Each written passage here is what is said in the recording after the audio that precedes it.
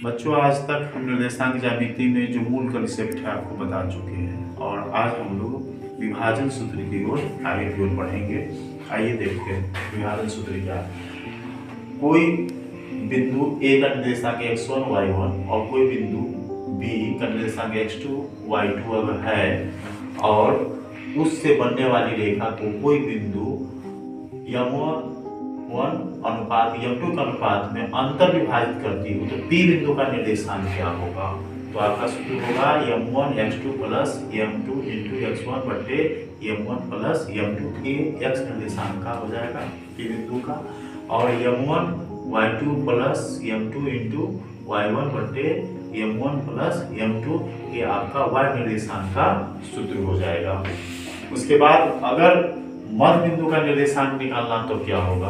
यहाँ तो अनुपात था और जैसे ही मध्य बिंदु का अनुपात होगा तो ये भी एक हो जाएगा, ये भी एक हो जाएगा। तो ऐसी स्थिति में m1 जोड़ m2 का मान क्या होगा, 1 जोड़ 1 बटा में 2 आ गया, और यहाँ पर गुना 1 होने पर x1 x2 का ही मान आता है, इसलिए जो मध्य बिंदु का निर्देशांक होगा x1 प्लस x2 बटे 2 और y निर्देशांक होगा y1 प्लस y2 बटे 2। इससे संबंधित प्रत्येक वर्ष 2 सवाल पूछता है, उसको आप देखिए। जैसे यहाँ एक बिंदु है A जिसका निर्देशांक 8 10 है और B जिसका निर्देशांक 4 6 है, इसका मध्य बिंदु का निर्देशांक क्या होगा। AB का मध्य बिंदु जो होगा, AB का मध्य बिंदु आपको होगा वह हो जाएगा 8, x1 है 8, इसका x2 है 4, तो हो जाएगा 8 जोड़ 4 बटे 2, और y निर्देशांक क्या हो जाएगा 10 जोड़ 6 बटे 2, 10 जोड़ 6 बटे 2 इस तरह से निकालेंगे, और 8 से क्या हो जाएगा 12 बटे 2, और ये हो जाएगा 16 बटे 2। आगे इसको लिखेंगे तो 6 और 8, ये 6 और 8 का ना देखेंगे ए में ही आपको 6 और 8 देखिए 30 सेकेंड के अंतर्गत ऑब्जेक्टिव सवाल आपको इस तरह से हल हो जाएंगे। अब उसी विभाजन सूत्र अगला सवाल देखिए, तो उस बिंदु का नियामक याद करें जो बिंदु 1 2 3 को जोड़ने वाली रेखाखंड को 2:3 के अनुपात में विभाजित करती है।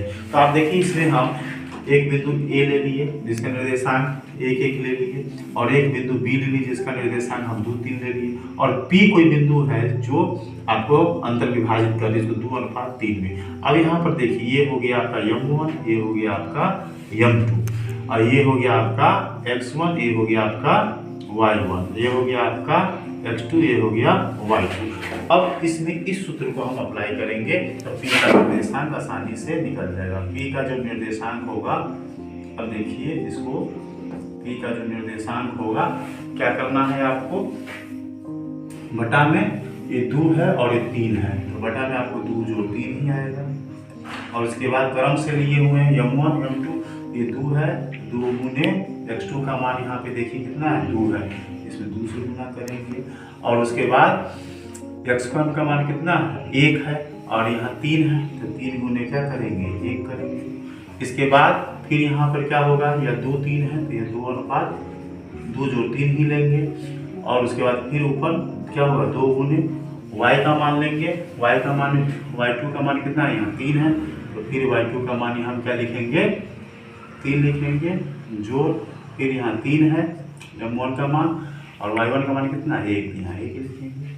अब इसी को हमको क्या करना है, हल कर लेना है, तो 2 दूना हो जाएगा 4 प्लस 3 बटे ये हो जाएगा 5, और ये हो जाएगा 3 दूना 6 प्लस 3 बटे 5 बराबर आपका हो जाएगा 7 बटे 5, और ये हो जाएगा 9 बटे 5। कहाँ है यहाँ 7 बटे 5, 9 बटे 5 ए में, इसका आंसर ये हो जाएगा। इस तरह से आसानी से आप 30 सेकेंड से 1 मिनट काफ़ी होगा, इस सूत्र को याद रखेंगे तो हल कर सकते हैं। कोई भारी सवाल नहीं रहता ज्यामिति ज्यामिति से। ध्यान से आप इसको एक 2 बार वीडियो को आगे पीछे करके देख लेंगे। किसी प्रकार की कोई कठिनाई होगी तो कमेंट में आप लिख सकते हैं।